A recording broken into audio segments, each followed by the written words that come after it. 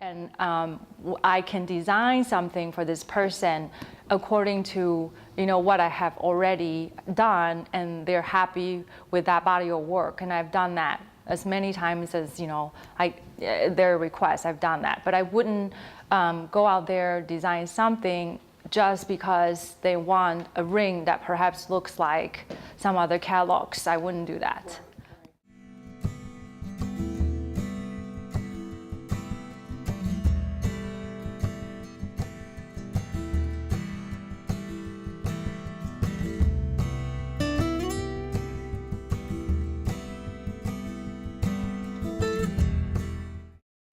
Sadie, this is a really treat for me because I've just admired your work for such a long time. You're just an incredible artist, and I love your jewelry. I have your jewelry. And it's really neat that you live right here in the Upper Cumberland in Tennessee, but you didn't start here. You started in Taiwan, and tell me about that. Tell me about growing up in another country. Growing up, I mean, that's just where I'm from. I'm from Taiwan, and just in a conservative society, and learning or making art was really not an option. And also, you have to either decide you're an artist when you're like first grade, when you're 7 years old to start, or you pretty much have to go through the system and just pick whatever subject according to your test score. Wow. So how did you get to the United States? I guess when I turned 18, I actually study in a university in Taiwan. Wasn't my choice, really, according to my test. I was studying print communication and the technological side of it. And my parents really would like to give me an opportunity to study what I wanted, and which was art, because I was always interested in it, but I really didn't get any chance to explore it. But also, they kind of just wanted me to have an experience in the United States. So they sent me here. That's great. You ended up at Indiana University, right, where you have a Bachelor of Fine Art? I have a Bachelor of Art, actually, because when I went there to study, my father has a family friend who lives in Indianapolis. That's why he sent me to Indiana. And also, he didn't want me to go to California or the East Coast, where there were a lot of Asian populations. They didn't want me to just speak Chinese. They want me to be in the middle of the American culture. So Indiana was the perfect place. So my aunt and uncle has a family there and kind of adopted me. That was like 20-some years ago. And so I went to IU. So by the time I didn't know what I wanted, like I said, I didn't have any prior exposure to art, so I just kind of tried everything. And I thought I wanted to be a graphic or interior designer or like an architect. And I took some of those classes, it just didn't exactly fit. So when I was, I took drawings, and I like drawing and paintings. I was really trying to take a three-dimensional elective, and I just took a Jewelry 101. I never knew what it was about, never thought, just took one class. And my first soldering demonstration, I still remember it. And I remember my graduate assistant, my teacher, who taught that class. Her name is Alex. And this first soldering demonstration, it was like magic. And that was it. That was it. You knew right then. Right. So I didn't have enough time to finish, because I already had so many credits. So I just graduated with a Bachelor of Arts. And then from there, I knew it wasn't enough. So I applied to go to grad school. And you did get a master's. Yes, I did. And I was very, very, very lucky, I have to stress, that I got to go to Cranbrook. I don't know how I got in that school. Well, you didn't get there by chance, Sadie. I don't know. I felt like I did get lucky to get to that school, and luckier to meet my professor in Cranbrook. His name is Gary Griffin, because he really taught me a lot, and everything I needed as an artist, as a craftsman, to go on for the rest of my life, the rest of my career. And it was metalsmithing and jewelry that It was mostly metalsmithing, and Cranbrook is a conceptual art school, so most of the students actually did sculpture. Whichever media, they were working with, most of them did sculpture. And Cranbrook is located? In Bloomfield Hill, Michigan. Right. That had to be a beautiful area too. So you really lived in parts of the United States that are beautiful, scenic. How does that influence your work? Because now you live in Tennessee. I guess I didn't exactly pay attention in that area. I mean, I did liked where I lived all the time, but because I came from a big city, and so once I got to the United States, I think I kind of just got used to the areas being the way it was. I don't think it was consciously, I think subconsciously it influenced me. Consciously, I don't know if I thought about it that much. I'm excited to talk to you about your work because you're doing some really incredible things. You just, we've seen you at the TACA exhibition. In fact, you were a featured artist on their print materials, right? Yes. And how is that show for you? What is it like to be a member of TACA? It's the same reason I'm showing at a la carte today, because I live here. I want to be presented by my local artists guild or artists organization, and I want to present them because this is where I am. And why are you here? Let's just talk about, well, how did you land right here and decide to stay in Middle Tennessee, in the Upper Cumberland? Well, after grad school, I actually went home. I didn't know, what I wanted to do. I went home. But like I said, there wasn't really any opportunity at home, and our society wasn't really ready for, or at least the kind of artist that I was or I wanted to be then.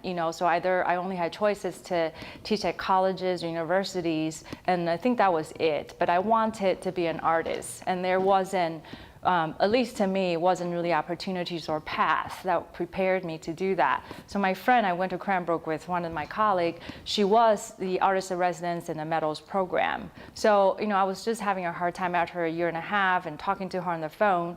She then, diligently put the paperwork together, invited me over as a visiting artist for 3 months only.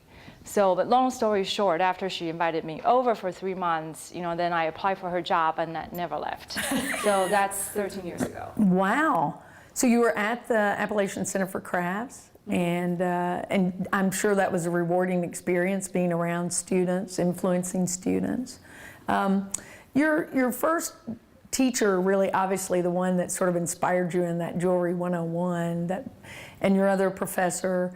Have you ever had the desire to teach? Have you ever wanted to? You're a professional artist with your own studio, but what about teaching? No, I actually don't think that I am. I mean, I think I can be, I guess maybe it's just my own perception. People have told me that I am a good teacher but I like to, pass on information is one thing. I think I can do that very well in terms of my knowledge and my hands, and how to do something is very good. Mentoring someone, I think, is much bigger of a responsibility. So, I think that I spend a lot of time alone, and I like spending a lot of time alone. So I do worry about mentoring a group of people, other than passing on knowledge. So I guess it's not that I don't want to be a teacher. I think I'm just a little bit worried and afraid that I can't do a good job. And that is, part of who I am, because otherwise my work wouldn't look like what they are, right. Because I really like to, do my best. Well, and you're very focused, right? Yes. So your concern would be that it would pull your focus to do something like teaching or even doing a lot of lectures. So let's talk about focus. Let's talk about your process of work, because I think you are very layered in that, and it's very strategic, actually.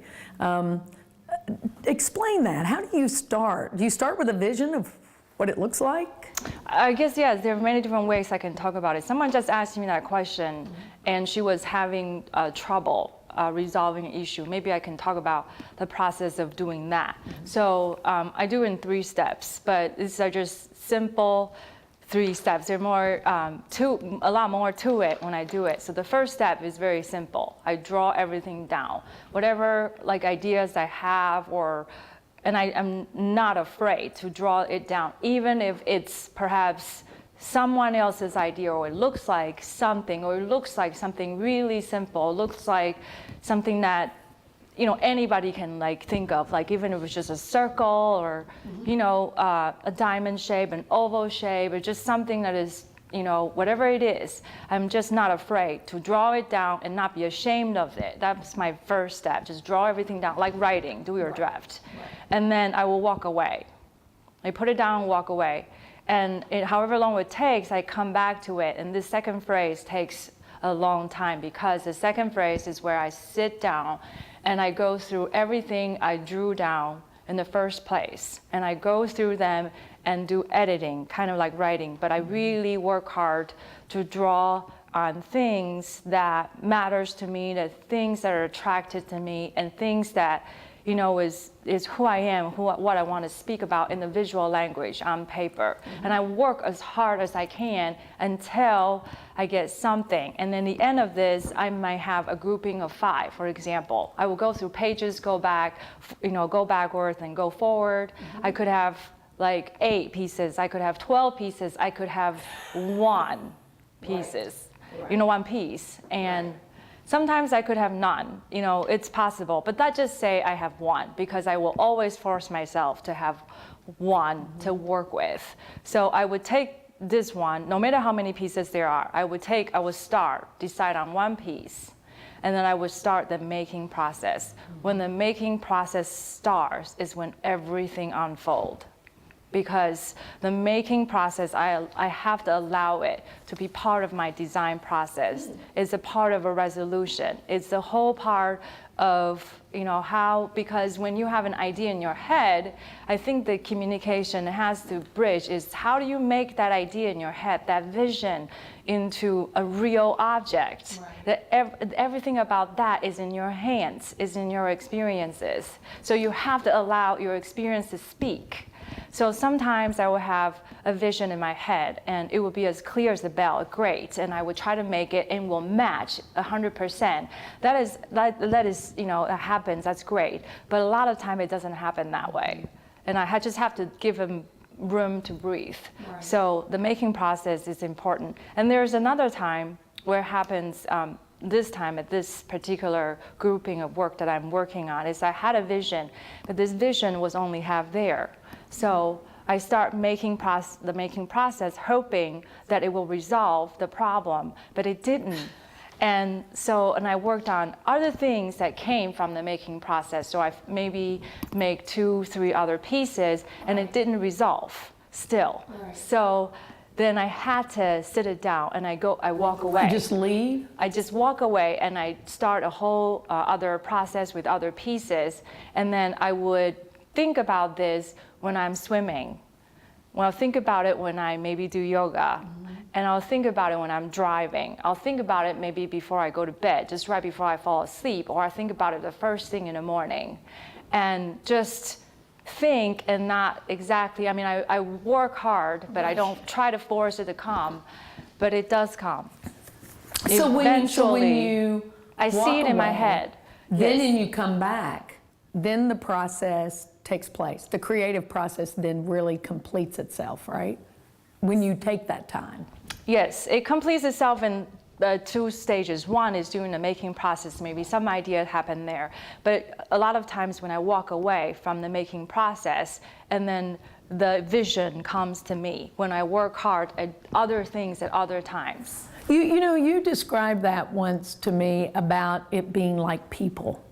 That an art piece is like a person, and that maybe you first meet that person and you don't know if you like them or not until you get through the layers, because people are very complicated. So do you see art in the same way? Art has those layers? Absolutely. I think that it's difficult to explain where we're talking about visual languages, but I think that however, you know, actual things or object that I'm inspired by. Obviously, I'm inspired by nature. A lot of people are. But how do you interpret that and translate that into your own visual language?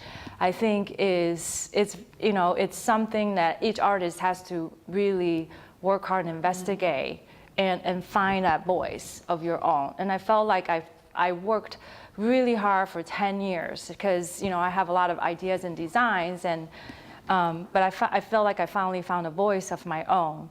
And something I'm more attracted to is really to try to translate what you see into your original idea. So a lot of times that would just try to live live with experiences and try to really just try the best that I can in every experiences and translate my experiences however I feel, because you feel things. And I feel like the work, the visual language feels too. So try to translate my feelings into how I live, whatever experiences I have, into a visual language of my own, into my work. So there are just many different things, because I'm working with what's happening in my head, and I'm working with the visual language on my sketchbook. Right. And okay, so let's talk about jewelry. Why jewelry? I mean, it's very personal. It's a very, very personal kind of art, because it's always close to people, right?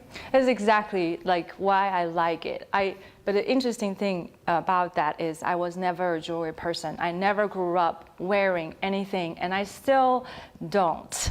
I wear a necklace all the time, and because I wanted to present myself and my work. And I think that the first class I took wasn't about making jewelry. It really was metalworking that I was, and very attracted to metal as a material. And I really like silver because it's very hard. It's not flexible, but when you work with it, it's really soft like butter. Any metalsmith will understand what I'm saying. When you work with it, there's just, a lot of possibilities, and they're very malleable. And then once you get silver to do what you want it to do, it will stay.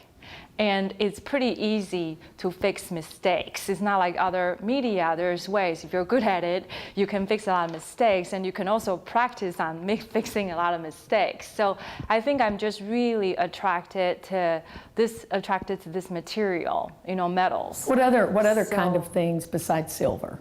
I work with gold, mostly really gold and silver. I work with copper and brass, and I like copper a lot too, except a few years ago when I was making some copper teapots, I was filing and sanding a lot. I learned that I'm allergic to copper, so I was nonstop, so I stopped working with copper for a little bit. So mostly I work with silver and gold right now.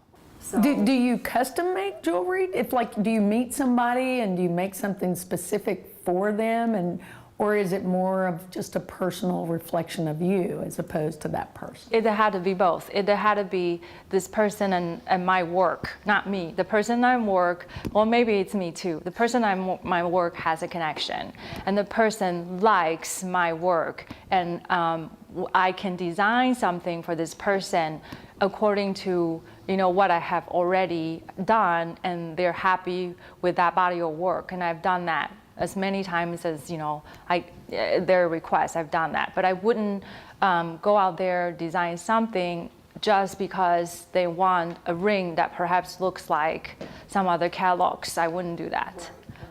So Sadie, it's really interesting to hear that, like your personal work is, and I get that. You can't just, whenever you make something for somebody, it's got to reflect you and them. But let's talk about you. I looked through all of your stuff online. You have so many professional credits. You've won all kinds of awards. You've been published. You've been at exhibitions. There's not much about you personally. So what do you like to do? What kinds of things do you like is fun for you? Well, it's interesting because I really like working. I do. I really like spending time alone in my studio and figure things out. But recently, I would say being in Cookeville and getting involved with Art Proud, thanks to Arlene and Mary Lee, that I'm getting more interested in people and learning how to get along with people. And that was probably previously your question about teaching, as I always have a fear of people. That's why I like to work so much, and that's why I spend so much time working, and I have so much time making work and doing those professional things. Right. So I think right now people are very interesting to me, but all the while I really enjoy swimming because being in the water is a spiritual experience for me. It's a form of exercise, but I've always liked being in the water since I was a little girl. And perhaps just the body of water makes me feel safe and cradled. And also that when I am doing repetitive things like swimming, it kind of allows my brain to take a break. Allows room and process, things that I can't process when I'm conscious. So I really do like that. And recently I've taken up yoga. That was very interesting too. It's different, but similar, to me. And other than that, last year I picked up fishing, being around this area, and that had been a lot of fun. Really? Yeah, my dad took me fishing when I was a little girl, and I didn't like fishing as much because I was never be able to catch up with him. I always was like lag behind, and now I understand why that he did that to me, because he doesn't love anybody as much as he loves me in the world, but I understand because when I started fishing, I act exactly the same way as he did. So, but then, I kind of just, because I guess that brought in memories of my time with my dad, but the act of fishing is very interesting too.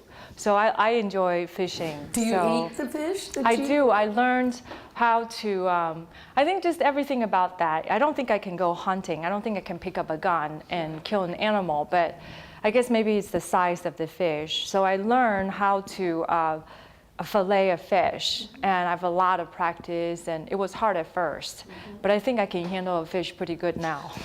and also feel good about the fact that I caught the fish and prepared and eat it myself. I think that's way cool. Right, and alone I have a garden, and I love gardening.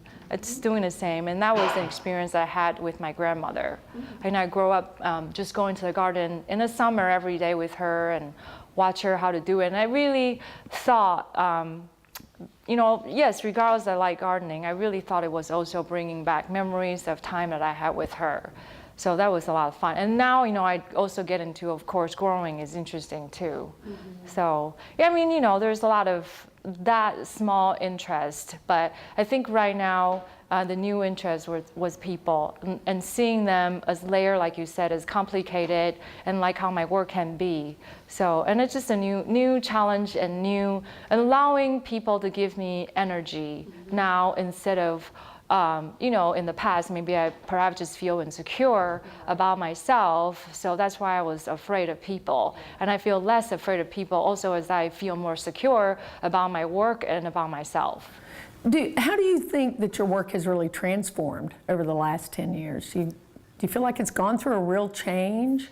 I certainly have. Like I was talking, like it took me 10 years. I think the first 7 years I was just going through a process and maybe a journey of allowing myself just to do anything I want, just whatever I felt like it looks nice, whatever that I wanted to try, even not just visually, but also with my hands, just make whatever I wanted. So I just did, things that were interesting in metalworking, and also another thing that I really enjoy was that I started making resin, and that was color resin, was dealing with colors, and I just experimented with it, and I felt, it was kind of a pain to deal with. It's really tacky. It's really hard to know how they will harden correctly, and I still have a lot of trouble with it. I just gotten used to and comfortable with the process. So, and I think it was 3 years ago, I finally found this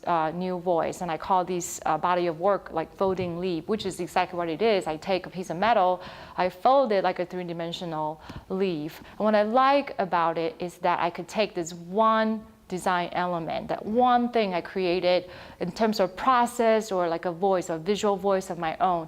And I take this one thing, I can make like infinite amount of possibilities, just whatever it is. I take 1, 2, 3, 4 different one, and put them together in different ways. And I'm continuing to still discover the possibility. And I just absolutely love that. I absolutely feel like I'm sticking with one thing and grow, and one of my own, and grow within this thing and still keep changing and learning.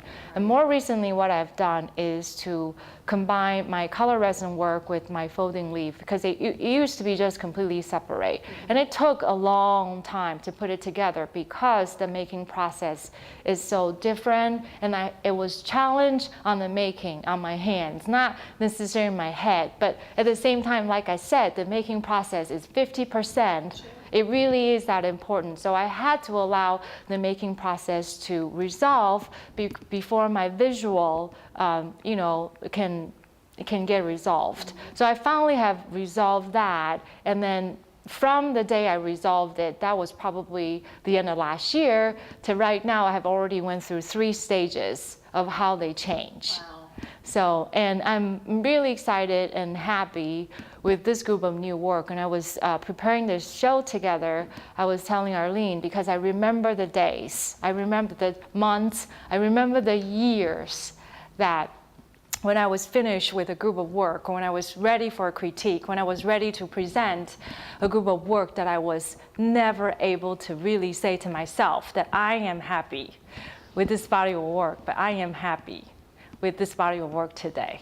What's next for you? We're going to see you around town because you're going to be with people. You're not just going to hide out anymore, right? You're gonna... I'm definitely going to take a break. Like just relax and take a break and maybe go fishing, go swimming. You know, I'm not really sure, but I think I'll continue to investigate, you know, the work and just continue to live, continue to experience life.